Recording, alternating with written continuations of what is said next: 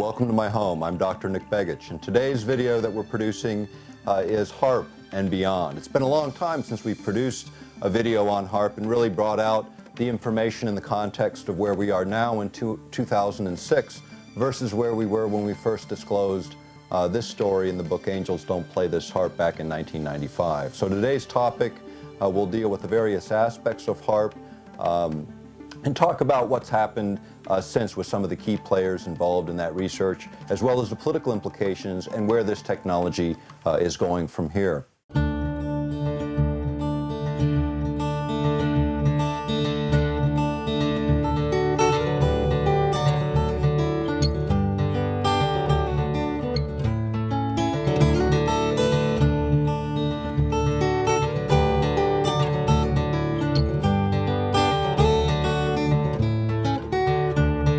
This may be the first time that you've seen a video or gotten familiar with any of our work, so I want to give you a little bit of background on me. I'm Dr. Nick Begich. I have a doctorate in traditional and complementary medicines.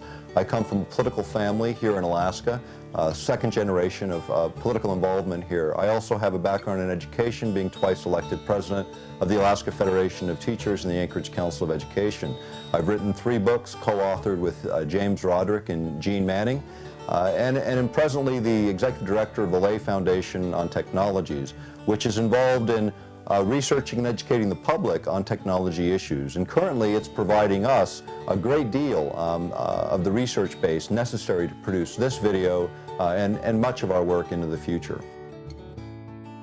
Welcome to my library. I want to start with a little discussion of the Lay Institute on Technology, Inc., which was set up as a Texas nonprofit corporation primarily to educate the public on the impacts of technology. And as a result of that effort and my work with Dorothy Lay, the founder of that foundation, we're able to continue to archive and develop material that's useful for research projects like this and many others. In fact, all that material now is posted on the internet at www.layinstitute.org. And if you go there and you look at the site, there's an area called EPI search, and that is our research index. And so if you go there, you can search any keyword. You can look up HAARP or climate change or radio or microwave or any of the words that are of interest to you, and you'll see every document that we've stored there on those archives available to the public in a way that makes it more useful in researching these issues. So take a look at that. It's useful in conjunction with this production today. But let's get back to the HAARP issue and where that issue began for me. HAARP started really with a very short segment, a little article actually in a magazine called Nexus, an Australian journal. I read the article, and it was about a project taking place here in Alaska called HAARP, the High Frequency Active Auroral Research Project. And at that time, it was being operated by the U.S. Navy and Air Force in developing what they called a developmental prototype for weapons applications of a very, very large radio frequency array or field of antennas located here in Alaska. And so, what happened when I read that article is I looked at it and I thought, Alaska is a big place geographically, but when you think about it politically, it's very small. We have a small population. You tend to hear about what's going on, and virtually nothing had been reported in our local media regarding this project. And I'm kind of a curious person, and the article was pretty outrageous in what it was claiming.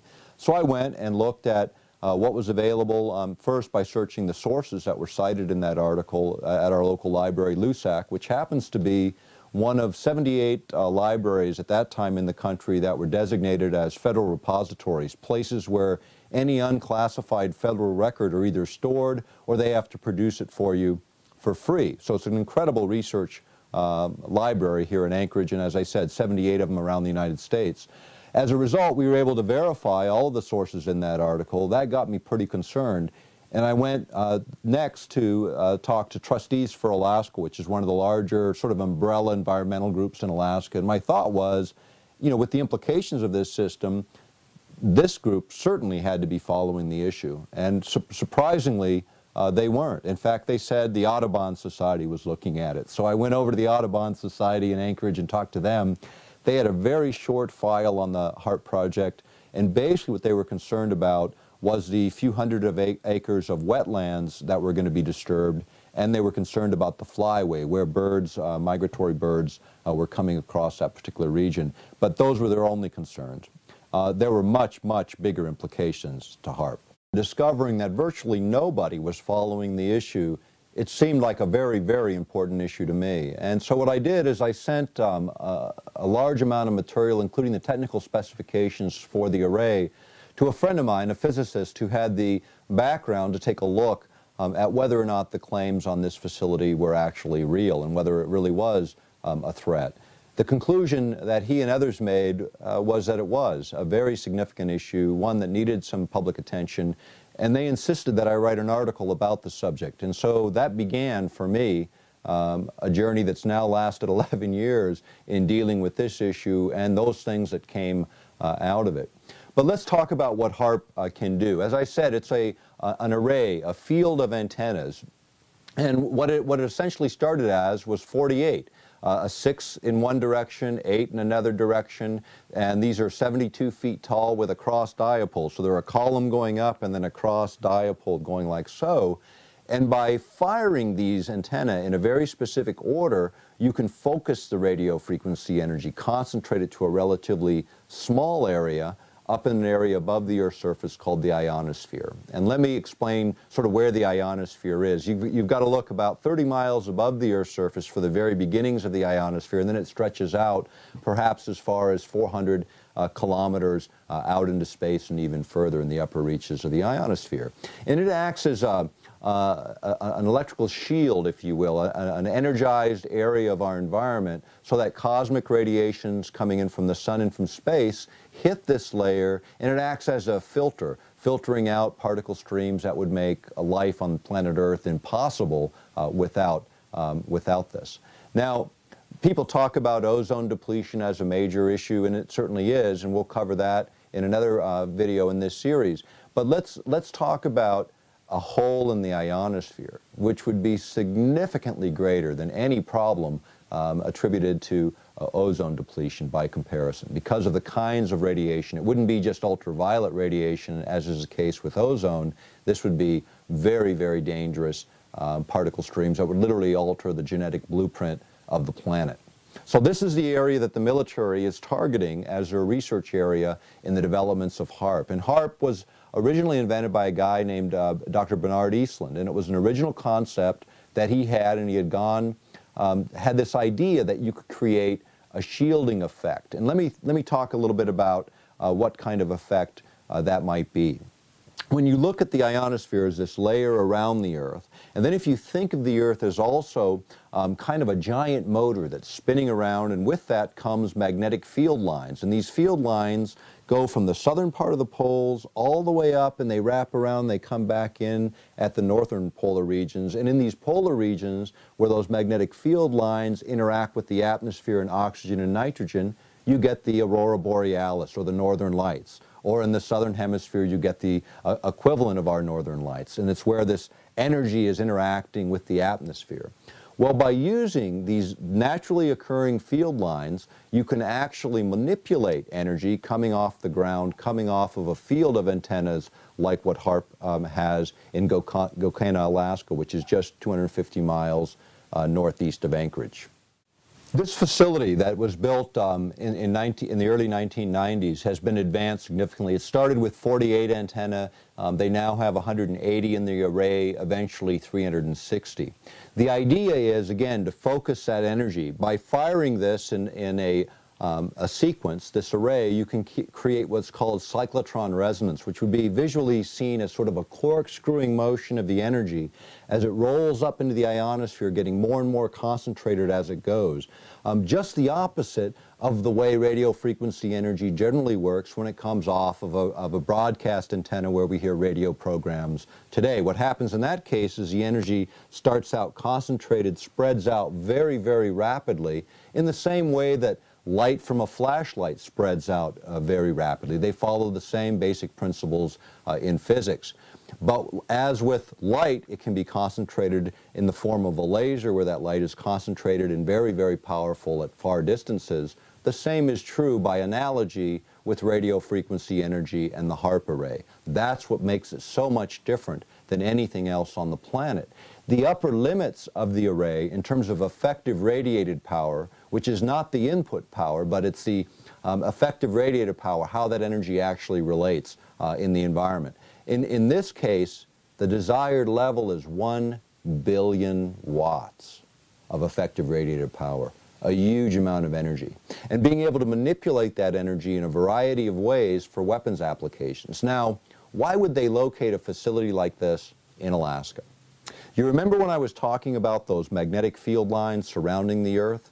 The idea was that if you could send cyclotron resonance, this energy coming off of the radio frequency array, this radio frequency energy in this form up to those magnetic lines of force, they'd corkscrew themselves around them. And instead of the energy flowing north to south, the energy would be using that as a waveguide to go from north to south, the opposite direction.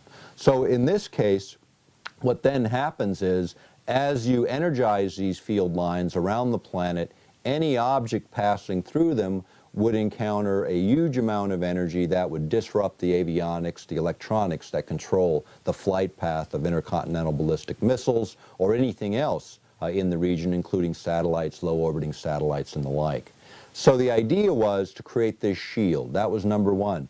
The amount of energy that was required was huge. So Dr. Eastland went to ARCO. At that time, Atlantic Richfield had huge natural gas resources on the North Slope of Alaska, ideally suited, according to Eastland's patents, for exploitation for this technology, because natural gas supplies would allow the conversion to electrical energy using magnetohydrodynamic generators, called out in Eastland's patents. And then from there, that electrical energy could be fed into this huge array and then sent up to the ionosphere for the various weapons applications.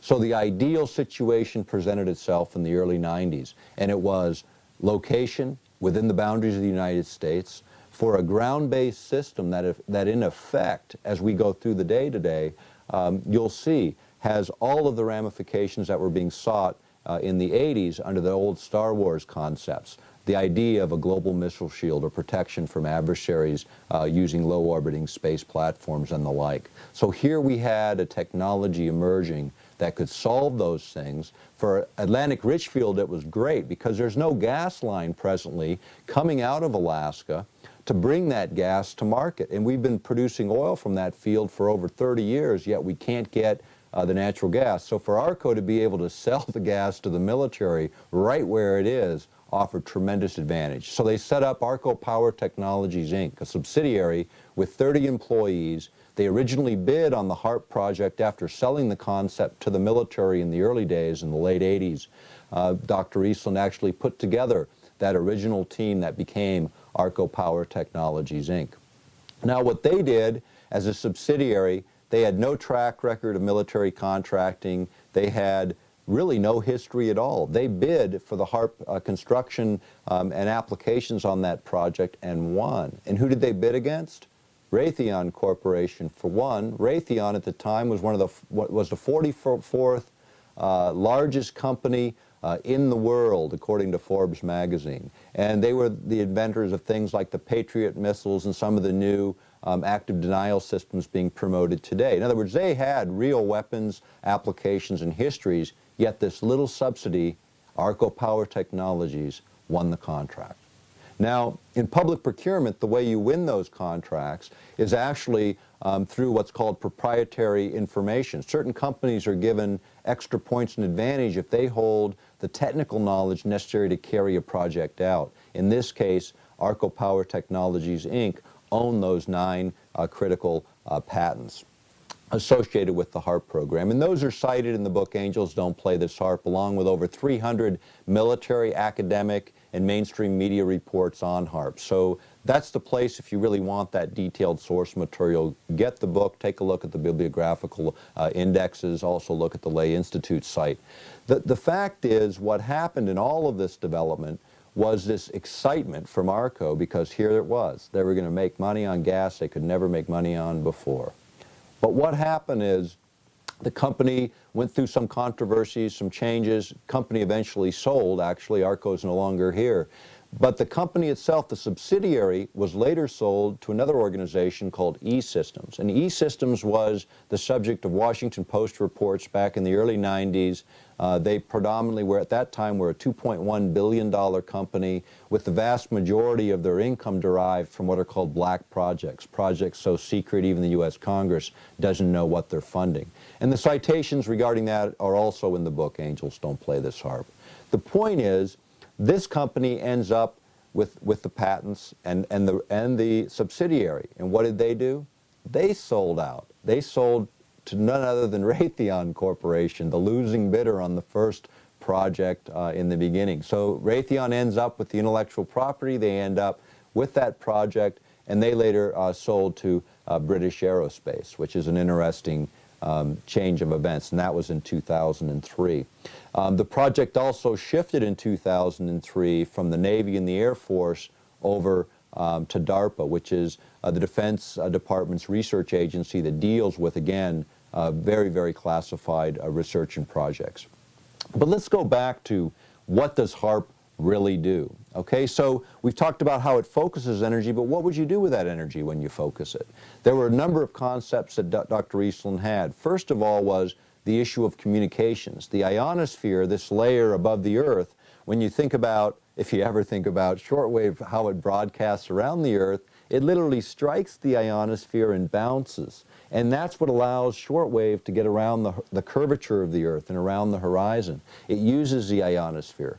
But when the ionosphere is disturbed, say by really active solar activity, communications are also disturbed. Satellite communications can be disturbed. We know that when the ionosphere is active because the sun is active, that communication systems, even power grids across the planet, can be affected by the way energy is exchanged between the sun and the Earth and the systems within the Earth. So knowing about the ionosphere and controlling it becomes extremely important for communications purposes, and we can all see why the military would be interested in that. What they found is that they could disturb the ionosphere to such an extent using these kinds of systems that they could deny everyone else access to their communication systems, but by controlling those modulations and by controlling those pulse frequencies affecting the ionosphere, they could carry their own communications while denying everyone else access to theirs. Now again, if you can communicate with all of your aspects of your military and you can deny your adversary the ability to do that, we can certainly see the advantages of exploring that whole area. And that doesn't in itself present problems. What presents the problems is when we start manipulating this very important aspect of our environment without really knowing what the long-term consequences of those manipulations might be. Now let's talk a little bit about some of the other applications, because this is sort of a very versatile instrument in terms of how it can be used.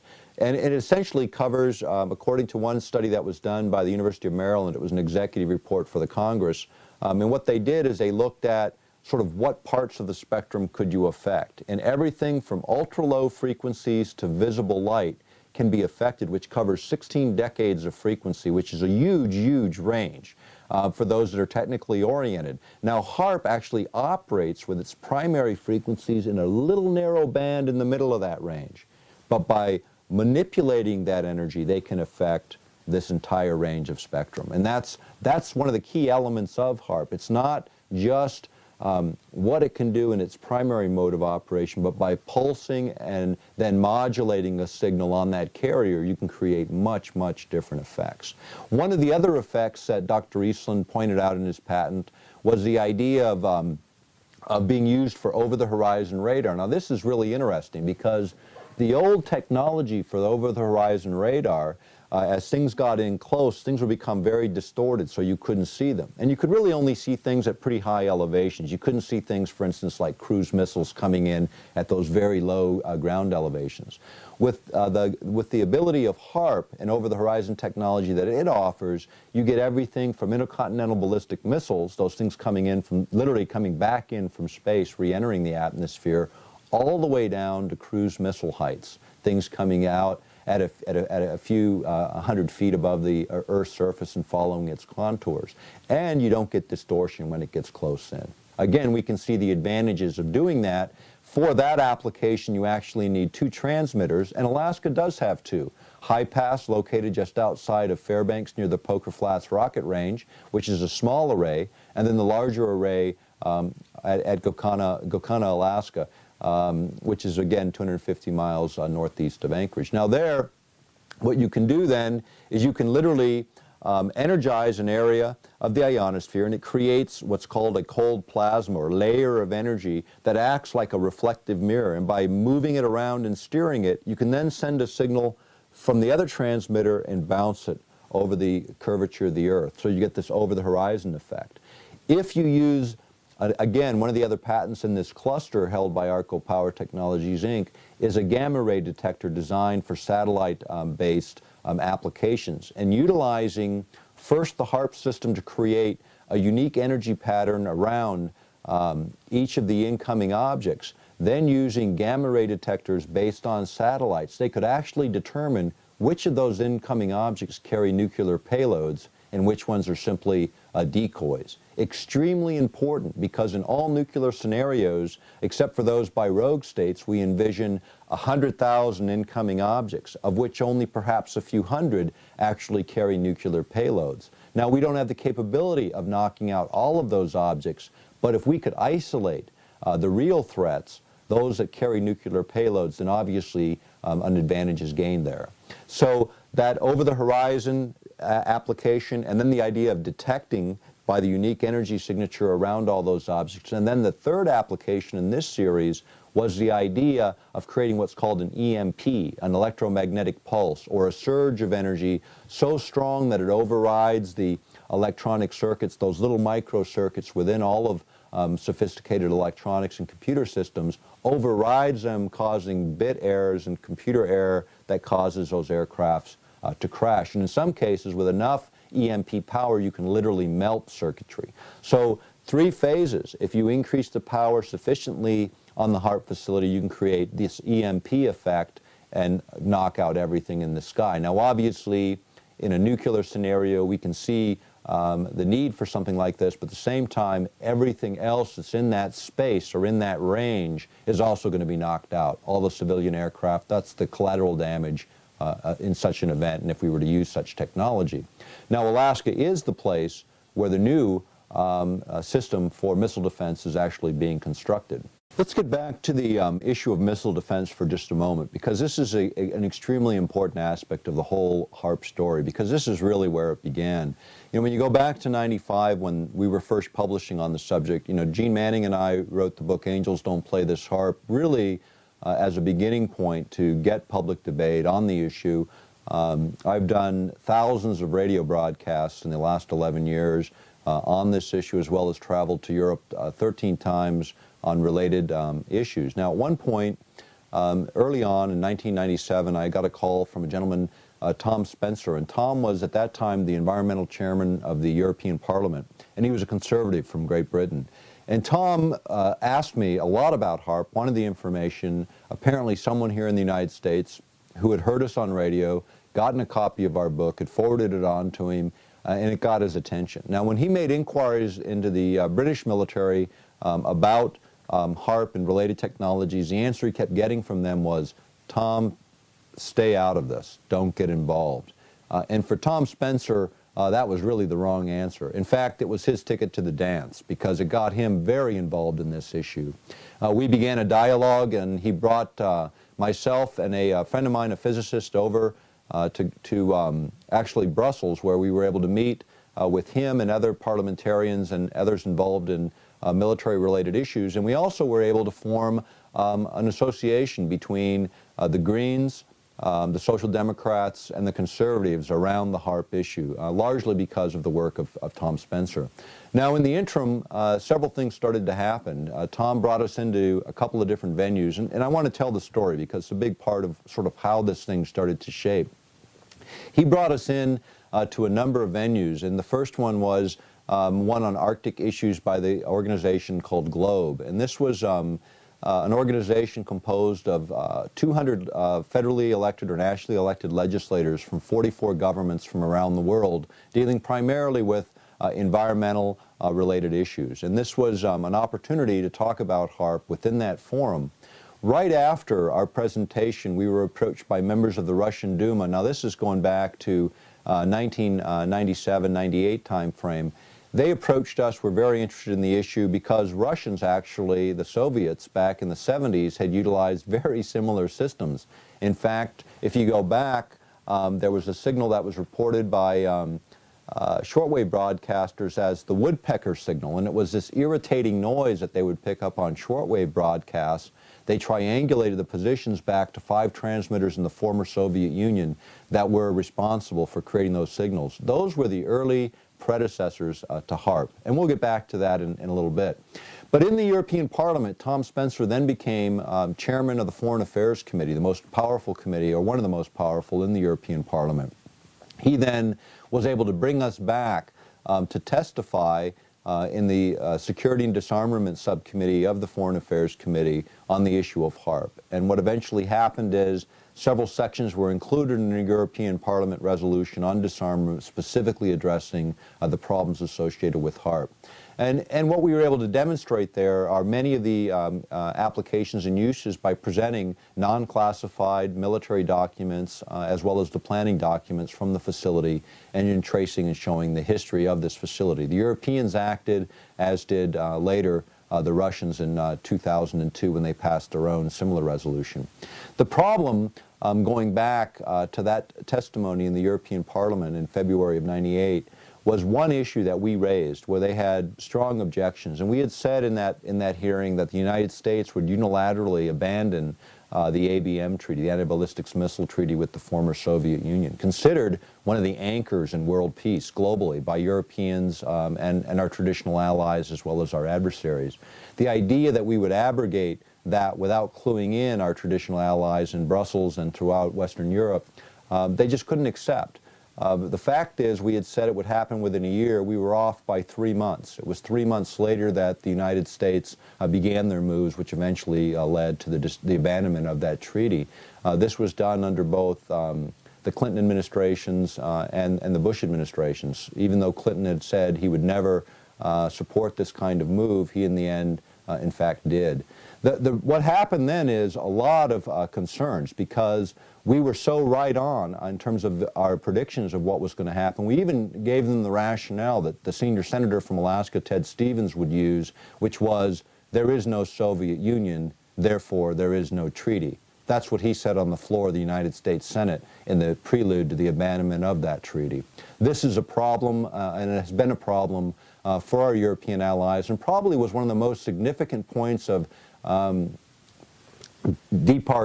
disembarking from a policy of cooperation, because when you think about it, they really should have been clued in. Parliamentarians should have been part of a dialogue that involved something so strategically important to them, our traditional allies, our NATO allies, the abandonment of a fundamental treaty. The other issue, going back to HAARP, that was raised in the hearings was this whole issue of how else would it be used, what are the implications environmentally, etc. And you know, we were supposed to have a 15-minute presentation. They actually gave me an hour and a half to present on these issues because of the ramifications of HAARP. They later issued a report that didn't just include the ramifications of HAARP, but all of these systems associated with it, and this whole direction in technology that's taking place today, of which HAARP is just a small part. But let's get back to some of the other applications of HAARP and some of the other things that it can do. One of the other applications that came up early on was the idea of what's called earth-penetrating tomography. Let me make that really simple. By analogy, it would be like X-raying the Earth, or looking into the Earth several kilometers or several miles deep to look at underground structures for mineral deposits, nuclear facilities, tunnels, mining facilities, all those kinds of things can be detected by earth-penetrating tomography. Now, the way that this would work with HAARP is really unique, and this is again going back to Dr. Eastland's patents. By sending this energy up, this focused energy up to the ionosphere, what they can do is they can pulse the energy, so it acts like a punch. So it's punching the ionosphere with this force that causes the ionosphere to vibrate in resonance, in harmony with this signal on the ground. So, for instance, in Norway, where they have one of these facilities operating, they were able to play Wagner in a way that got the ionosphere to literally vibrate to Wagner, as an example. In the low frequency range, extremely low frequency range, the ELF range, it sends a signal back to the Earth, and ELF signals are very long wavelengths. And what they do is they penetrate the Earth and sea all the way through the Earth and sea. Nothing stops these ELF signals from penetrating. Unlike the shorter wavelengths, the millimeter and centimeter wavelengths of other communication systems, microwave systems, and so on, these don't penetrate very deep, so they can't get down to, say, submarines at depth. So the way we communicate with submarines around the planet is we use 14 to 26 mile long antennas buried under the ground that create these ELF signals. They're in Michigan and Wisconsin, and some out on the Aleutian chain and other locations around the world. What HAARP offered was a new technology that would literally change the ionosphere. By sending that energy up and pulsing it in, the ionosphere then acts as a broadcast antenna, sending back energy to the Earth in the ELF range at fairly low energy concentrations, approximately the same as what the Earth naturally produces.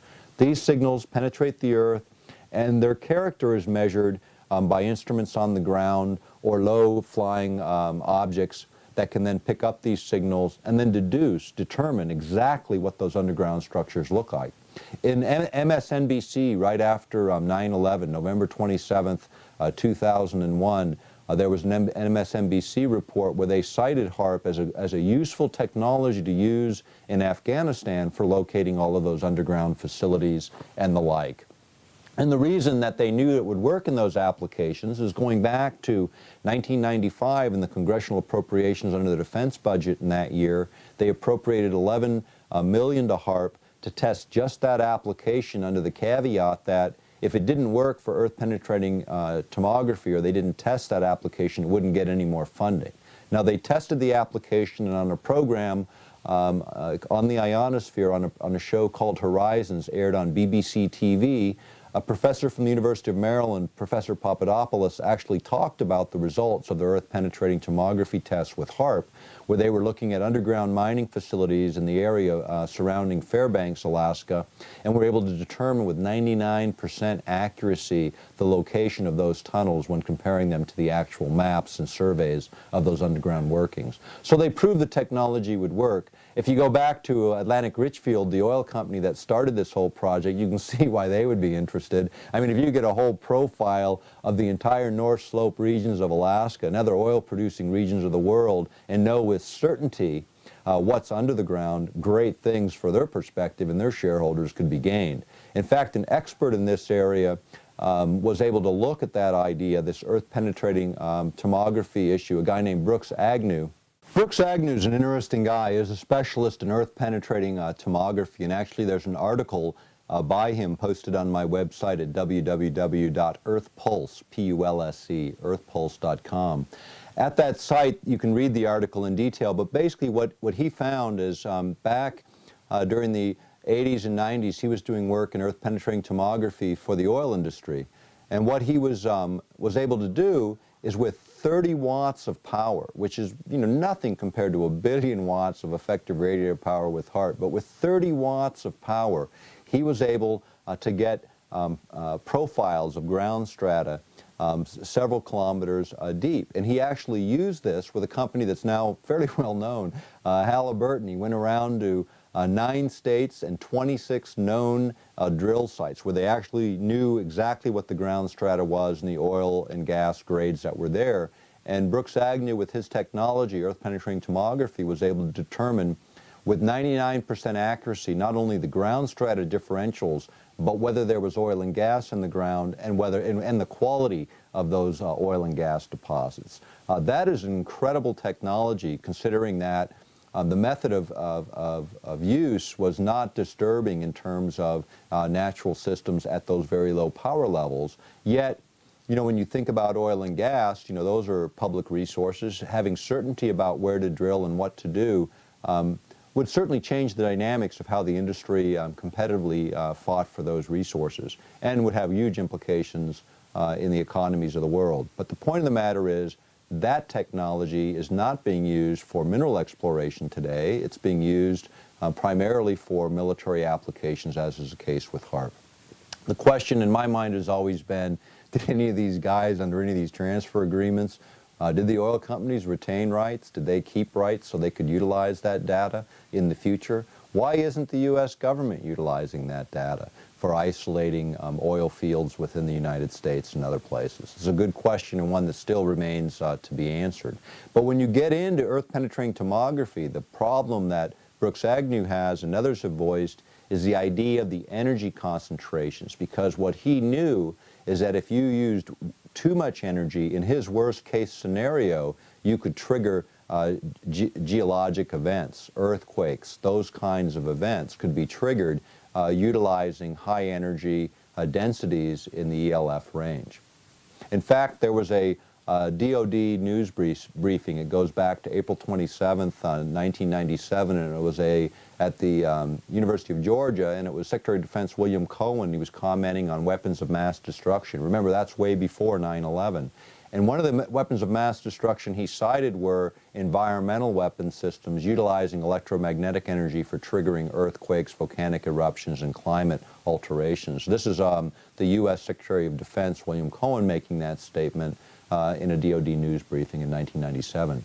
The idea of using energy or accidentally triggering these events was the big concern of Brooks Agnew when he started looking at HAARP as an issue. The other was, what would happen if this energy going up into the ionosphere actually acted as a conductor or formed a shunt connecting to the Earth, this energy from the ionosphere? What he envisioned would then happen is it would form a tap where the energy actually flowed from the ionosphere down to the Earth, and it would look like, according to Brooks Agnew, the biggest bolt of lightning you've ever seen in your life striking the Earth 40 times a second. Now granted, the idea of bolt of lightning, the biggest you've ever seen, striking the Earth 40 times a second until all that energy was discharged out of the ionosphere, is granted the most extreme of situations and one that certainly hasn't manifested itself yet. But these are the kinds of concerns being raised by independent scientists literally around the world, and now by some of the governments around the world. There's a couple of other applications of HAARP that I want to talk a little bit about. The first one, and these are the two probably the most controversial areas of HAARP. The first one deals with the idea of manipulating weather systems. And this is a very important issue because, again, you're dealing with concepts that have been attempted over the years. In fact, these days you've actually got the United States Congress, two bills pending, one in the Senate, one in the House, to create a commission for review of weather modification technology, because commercial interests are now advancing them along with other militaries from around the world. So you've got economic interest interested as much as the military in controlling weather outcomes and climate outcomes for obvious advantage and reasons. But it creates problems, and here's what happens with HAARP. HAARP is also capable of, in fact, the early versions were called ionospheric heaters because they literally would heat the ionosphere. And when you think of this area being heated, it's about 30 miles in diameter above the facility itself. And when you heat the area up by affecting this region, you literally push it up. So it goes up and out into space perhaps as far as 200 kilometers. Instead of being 30 miles above the Earth's surface, now you're almost a couple hundred miles potentially out into space with this column, and the lower atmosphere below rushes in to fill that space. Now what happens then? Firstly, any satellite that was a low orbiting satellite zipping through space hits this area, hits this energized area that's supposed to be there, and all of a sudden it hits atmosphere, it encounters friction, and the satellite burns up and it crashes. So as an anti-satellite technology, the Russians, through the Strategic Studies Institute in London, reported that they had actually looked at Russian papers that had a concept for incoming comets and asteroids. You know, most of these things, when they come into our atmosphere, they burn up. Because you've got this 30 miles where these objects are coming in at such high velocities, they encounter the friction, they begin to burn up and they break up and nothing ever hits the Earth. But big objects make it to ground and big problems can occur accordingly. But think about, instead of 30 miles, having maybe 210 miles of range and distance of atmosphere to break up those incoming objects. Much larger objects could be destroyed in that way. That was some of the research that the Russians had done utilizing the technology of their heaters back in the 70s. Now, that all is interesting in and of itself, anti-satellite technology, the idea of what else happens when you burn that hole in the ionosphere is all of those particle streams, again, come in to fill that space. You know, very, very important situation. Now, granted, it's continually energized by the sun and by the activities of the planet in terms of our geomagnetics, but how long they leave it open, what occurs, those are things that are not being looked at by the biological scientists that ought to be affiliated with this program. So we really understand the implications of what's happening. If you take it a little bit further and you start to look at this whole concept of using a system on the ground to aggravate the ionosphere. Now, what else happens when that lower atmosphere rushes in? You also change pressure systems in the immediate region in terms of lows and highs and the way those pressure systems work and the way in which jet streams flow. By altering the flow of jet streams, by altering the way the atmosphere is located within an area, that's where you can get these huge, huge problems. Back in the 1977, the United States ratified a treaty where we agreed to not use environmental manipulation as a weapon of war, whether it be to create earthquakes or tidal waves or volcanic eruptions or disturb the weather. All of these things were restricted under that treaty when they involved national boundaries or crossing national boundaries. Like most U.S. treaties, the exemption is for domestic use. The treaties we sign with all these other countries have a clause within them that allows use of the technologies that might be forbidden against another country to be used within the boundaries of your own country. The Chemical and Biological Treaty is a good one as an example. Russia being a signatory to that treaty, yet they used gases within the conflict with Chechnya when they had a bunch of people being trapped in a movie theater. You may remember this. They pumped in a gas that was supposed to knock everyone out so they could go in and take care of the terrorists and free the hostages. And in fact, over 100 people died from the asphyxiation. That particular gas would have been forbidden in an international conflict across outside of the sovereignty of Russia. But again, these treaties do not have parallel legislation that goes up alongside of them that says, hey, if this is good enough for our adversaries, it's good enough for us. And really, we need that parallel legislation. Every time we sign a treaty, there ought to be a domestic law going right up alongside it. The environmental modification treaties were no exception. We continued our experimentation within the United States. The idea now that we can modify weather to large degree is something that's not just unique to the United States. The Russians, through private companies, have offered, according to New York Times articles, have offered that service to other governments to help with weather-related problems and issues. The idea also, the last three Secretaries of Defense, including the present one, have all called for the abandonment of that environmental treaty, primarily because the technologies have advanced to the point where controlling the environment for warfare applications becomes incredibly useful. Also for waging covert warfare. The idea of denying a country its rainfall for its agricultural production at the same time you have an embargo ongoing would be the kind of act of war that you could plausibly deny and yet have a devastating effect, even a greater effect than the traditional bombs and bullets. And this really gets into the essence of what's behind HAARP and technologies like HAARP. It's what the military now calls the revolution of military affairs, or they refer to it as a revolution of military and political affairs because of the way these things interrelate. What makes governments powerful today in the world is in fact their command of technology. If you look around the world, those governments with the highest technology are those that dominate the world scene. So technology becomes important for all of us to at least have conceptual knowledge of some of these projects, including HAARP, but HAARP is just one of many, many projects. And as we took this issue on, there was an underlying problem as well. Some of the things that were developed by the inventor, ideas that should be explored, were being ignored because military had no interest. A good example was Dr. Eastland had this idea that using radio frequency energy, you could actually trigger chemical reactions in the upper atmosphere, which in fact you can. I mean, it's well known. But what you can do by triggering these reactions is you could actually create ozone. In other words, if ozone depletion is truly a problem, here you have a system that can replenish ozone utilizing known laws of science. Likewise, knocking out particular pollutants, again by understanding their interactions with radio frequency energy to be able to neutralize pollutants in the environment.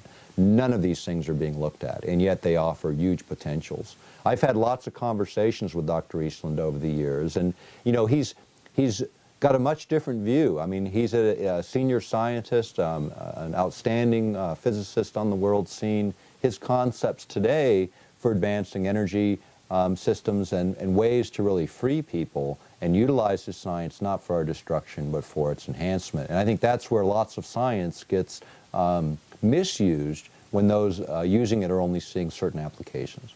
But let's get down to the most controversial issue dealing with HAARP, which is the physical effects on human health. And I want to get into the ELF effects because this is extremely important. And there's another video in this series on mind control which gets into this idea of being able to be overridden by radio frequency energy from the outside. And this is what we know from the research. If you go back to the mid-1980s, there was a document called Low Intensity Conflict in Modern Technology. It was produced at Maxwell Air Force Base, and it has a section in it on electromagnetic weapon systems where it gets into a whole discussion of what was possible. If you even go back further, you got to go back to a book called Unless Peace Comes, published in 1969. And within that is a chapter called How to Wreck Your Environment. And the reason it's an important chapter, that's before Earth Day, you know, that was later in the 70s, so you could get away with a chapter like that. But nonetheless, the guy that wrote it was a guy named G.F. Gordon MacDonald, and he was a full professor at UCLA and a science advisor to President Johnson when he was in the presidency. And he had written back then that if we could ever figure out how to electronically stroke the ionosphere in just the right way, we could return a signal to the Earth that would literally manipulate the behavior of people over huge geographic areas. That was G.F. Gordon MacDonald's ideas going back then. But in 1969, we didn't have a way to electronically stroke the ionosphere and create that kind of returning signal. Later, in a book by Zbigniew Brzezinski, it was a book called Between Two Ages, and in this book is a reiteration of G.F. Gordon's ideas about, again, being able to electronically stroke the ionosphere and return a signal to the Earth. In this particular book by Brzezinski, and Brzezinski, for those who don't remember, he later became National Security Advisor to President Carter. At the time he wrote the book, he was a professor and researcher at Columbia University. But here's this idea. Now, how do you electronically stroke the ionosphere? That's exactly what HAARP does. But what kind of signal returns is what's relevant. And here's why. When you think about energy, most energy passes through us, and we have huge amounts of radio frequency energy passing through us right today. You know that nature creates a certain amount of radio frequency energy that has always been here, but man creates 200 million times more radio frequency energy than what nature creates. So that surrounds us. We're literally surrounded in that soup, and that's just radio frequency energy. When you think of that whole electromagnetic spectrum, there's a whole lot of other energy that man's created that surrounds us as well. But the human body is really unique. It's like the ultimate tuner. Most energy passes through us like static between the stations. You know, when you're going through the radio stations and you're looking for that favorite channel, it's when resonance occurs between the receiver and the transmitter. That thing sending the energy, the radio station, to the radio receiver. When they're in harmony, you get a nice clear signal and you get your station. The same is true by analogy within the human body. And this is what the military research has shown, is that you can affect everything down to a molecular level if you understand enough about the physics of the body and the math of radio frequency energy's relationship to it. You can manipulate radio frequency energy to affect the body. And this is what they did actually in a study sponsored by the Air Force. The study was at the University of Utah.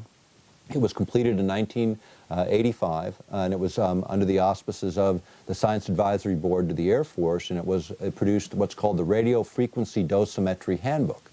Simple language, it's the dosages of radio frequency energy necessary to override every vital organ of the body, including the brain, whether it be the liver, the kidneys, the heart, the lungs, to interfere with their natural performance. as a weapon or weapon application. Now again, you're talking about energy that is different. We're talking about a whole different view of warfare. We're using energy as the base. These technologies are now being developed for things like the active denial system, which is using knowledge of microwave millimeter waves to affect the body to create pain or heat sensations, affecting only the nerve endings on the surface of the body. But these basic principles apply to the entire living organism. So Jose Delgado is an interesting guy. He was at Yale University in the mid-60s. He began mapping the human brain by planting electrodes in primates and humans to see how to affect the different parts of the brain, figure out what parts of the brain were affected and affected our, our health and the way we thought, and just sort of how the brain worked, mapping it out. Well, by the mid-80s, he had figured out a lot of other things. He found out that not only could you map the brain, but you could stimulate the brain. And so starting in 1969, he'd put the implants in, and there's a famous image of him with the charging bull, and he throws the switch of a radio transmitter, and the bull stops right in its tracks, right in front of the guy. And in this case, he used an implant that affected the bull in a way that caused it to stop. Now, what he found by the mid-80s is he didn't need any implanted technology whatsoever. All he needed was radio frequency energy, modulated and pulsed in just the right way to carry a signal. And what they found is it took only 1/50th of what the Earth's natural radio frequency energy level was to affect us dramatically. And with the case of primates and humans, making them lethargic or passive, almost asleep, to highly agitated and awake, back and forth, like throwing a light switch, on and off, on and off. No implants, no physical contact, using radio frequency energy, 1/50th of what the Earth naturally produces. HAARP, in its Earth-penetrating tomography mode, will produce 50 times more energy than is necessary to override normal brain function, according to the research at Yale University and the research conducted by the Air Force and Navy in all of those projects that we cite within our published work. Now, when you think about the idea of manipulating brain activity, you can do it for all kinds of different reasons. I mean, it can be an accidental side effect, which is what the military says is the case with HAARP. But the question of side effect or deliberate effect really takes us back to this issue of human manipulation. Is it possible? And let's talk about that a little bit more in depth.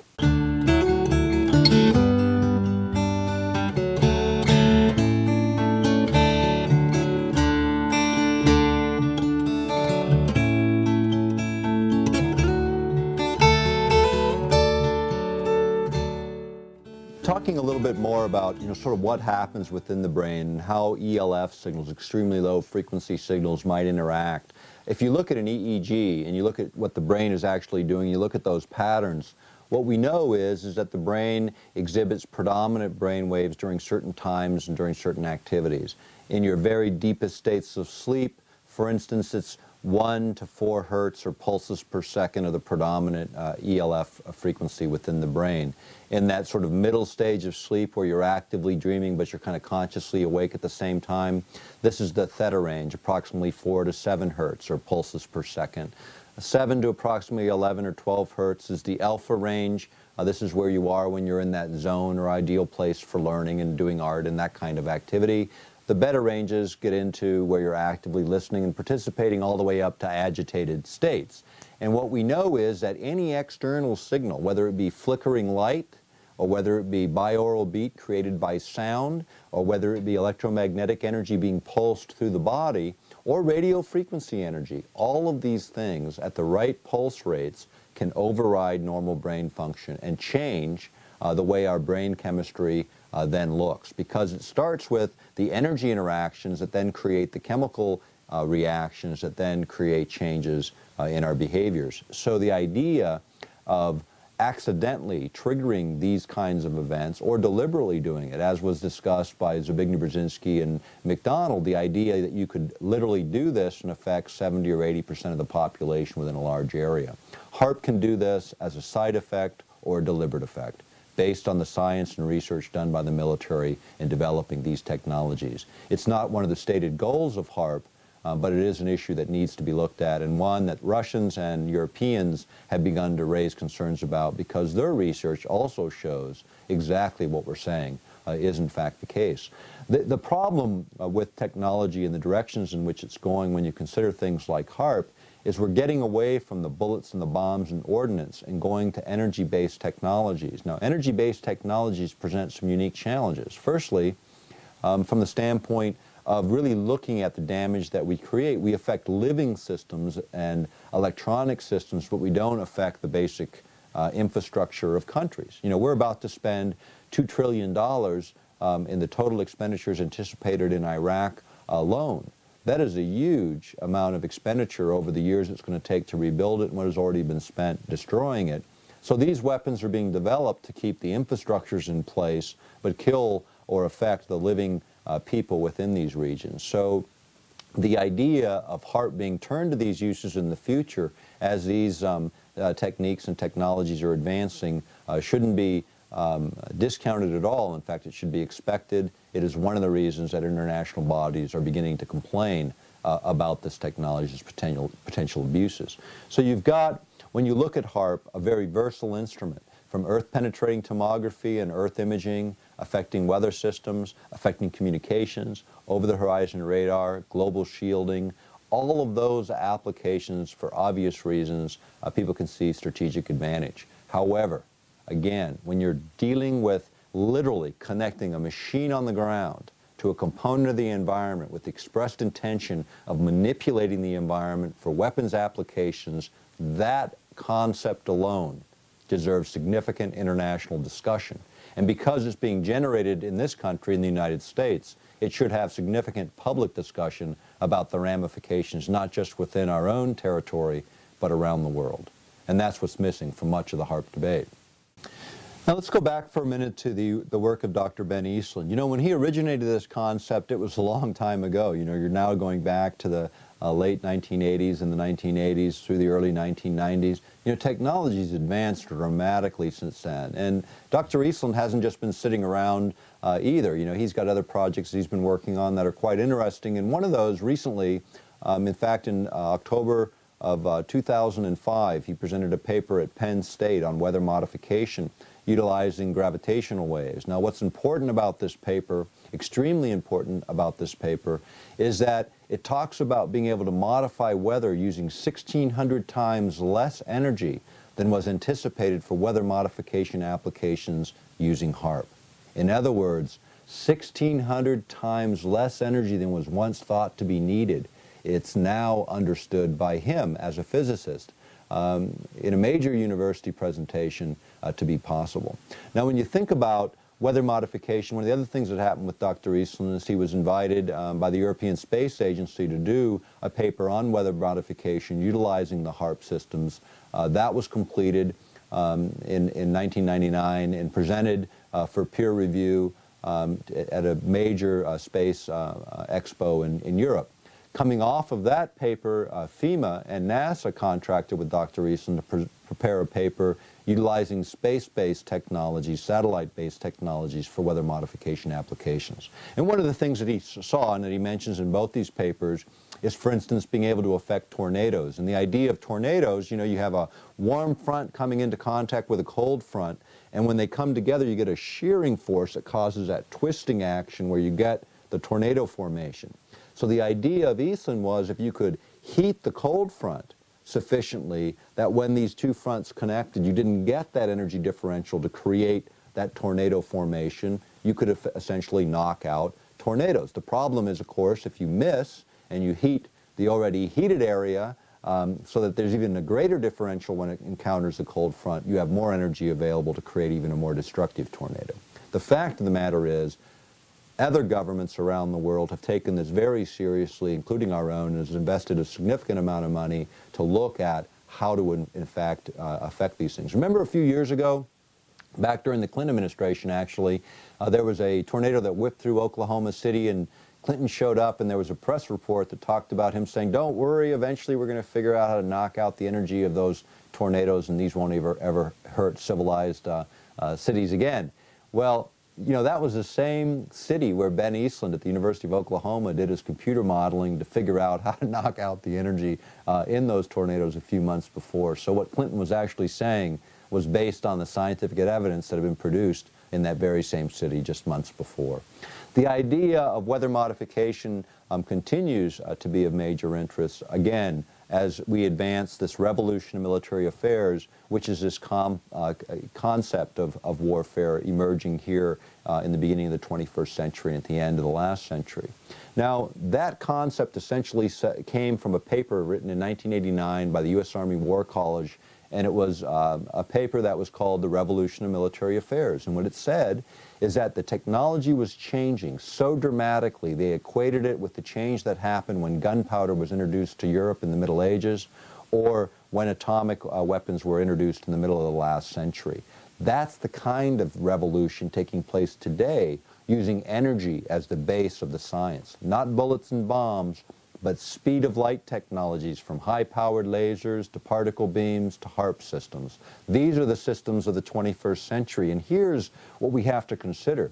When you're using energy discharges, like for instance in an anti-ballistic missile arrangement where you've got incoming missiles, you know, here in Alaska, we've become the place where they've built the new missile defense system. So they've installed in underground silos interceptors. You know, literally bullets to hit other bullets, flying at us at about 30,000 miles an hour in re-entry speeds. They're going to try and pick those off, and in most of the tests so far conducted, they failed.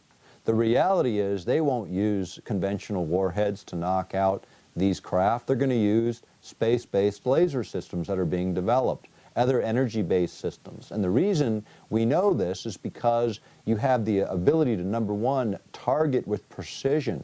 These weapons, when they fire a laser or a particle beam, they travel at the speed of light, 186,300 miles per second. That can literally go around the planet 7 times with time left over in less than a second.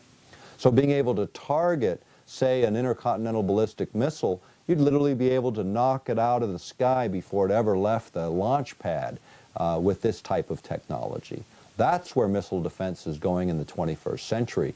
The interceptors are the party line for the public. The reality is these other systems are advancing. The Department of Energy has owned patents since the late 1980s that are cited in the book Earthrising the Revolution, which I wrote with James Roderick a number of years ago.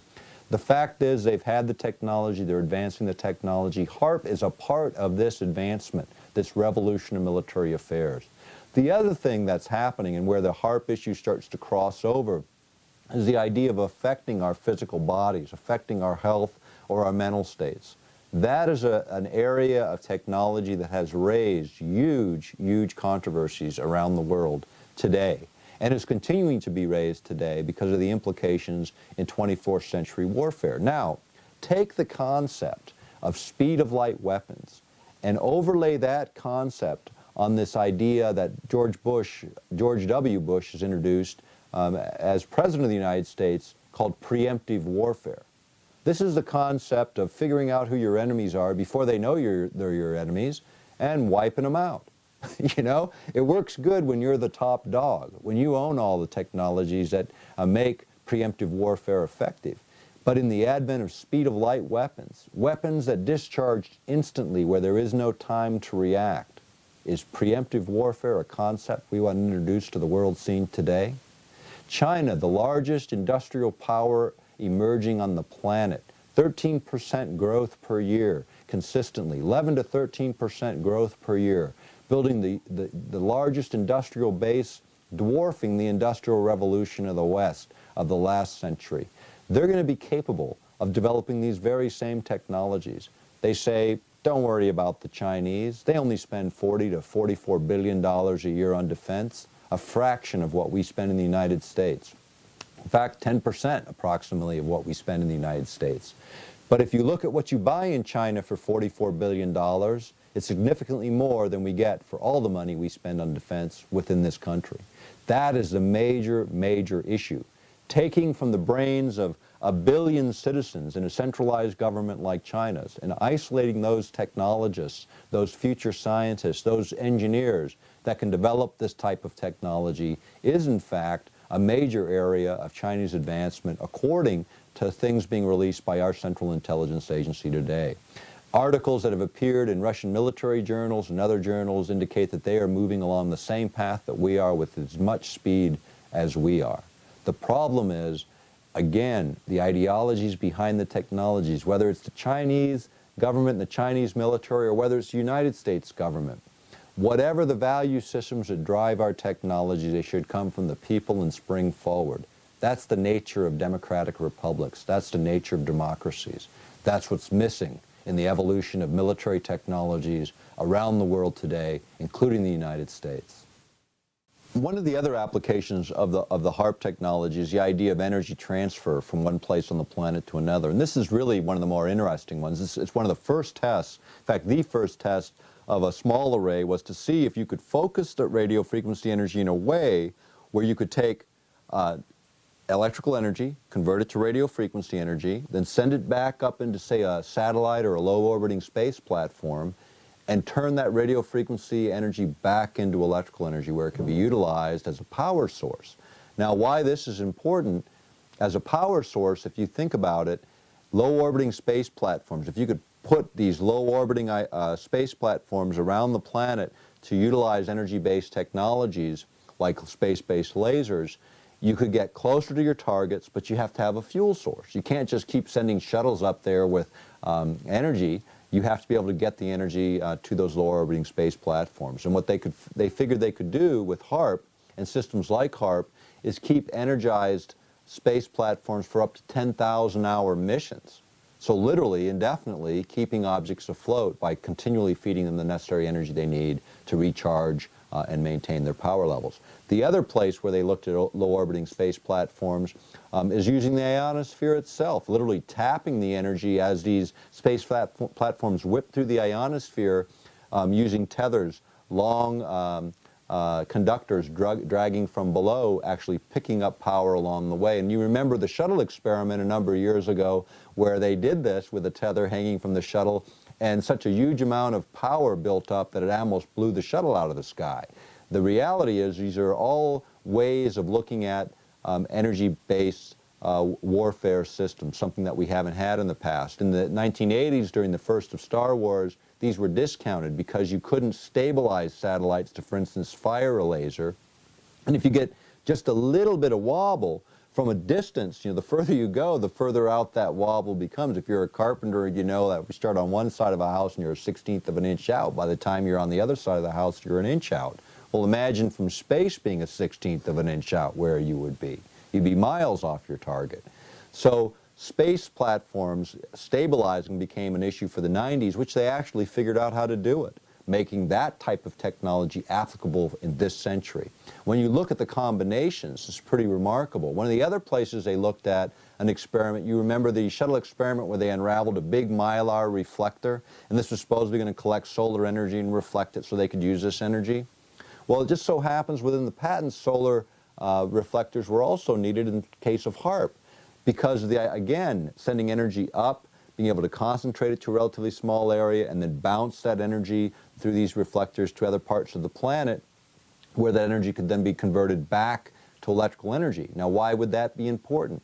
Anytime you have a war, you need power sources. If you could literally do it wirelessly and get your energy without moving diesel fuel and all of the stuff that you have to move logistically, that becomes pretty advantageous. So wireless transfer of energy became one of these very concepts. Interestingly enough, during the Hickel administration, when he was governor of Alaska, Glenn Olds, one of his, I believe he was a commissioner of commerce at the time, actually had this concept of wireless transfer of energy for remote places in Alaska. So these concepts aren't new, they're just being revisited in light of new technology. HAARP happens to present a bit of that technology as well.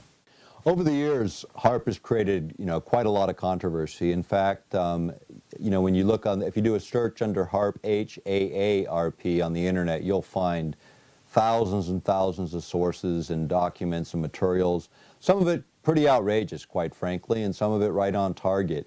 Like any issue, HAARP is no exception. It draws a lot of controversy, draws a lot of misinformation to the debate as well. You know, this video was prepared to give a summation of the technology, but I recommend highly that people take a look. Get the book from your local library. Angels Don't Play This HAARP. There's over 350 sources cited in that book that validate all of the things that we've covered today. Take a look when you're looking at these kinds of issues, big issues that can literally change the face of the planet. Look deeper. Make sure that the facts are there. Make sure the information is there. But then get that information to those that can make a difference, whether it's your local political leadership coming out of your own states and your own countries. The fact of the matter is these technologies have to be engaged in the true light of day. We can't allow militaries to advance technologies that have these kinds of implications for the planet, for our health, for our environment. You know, if we're really to be stewards of this planet, it requires real action. Each of us can do something within our spheres of influence to make a difference, whether it's this issue or any of the other issues we cover in this series. The fact of the matter is, people make the difference, people make things change, and we need to engage the processes and do exactly that. And let's let our technology serve us in the 21st century as man intends it to do, and not create just another situation that we have to clean up in the next century. Thanks for spending the time with me today.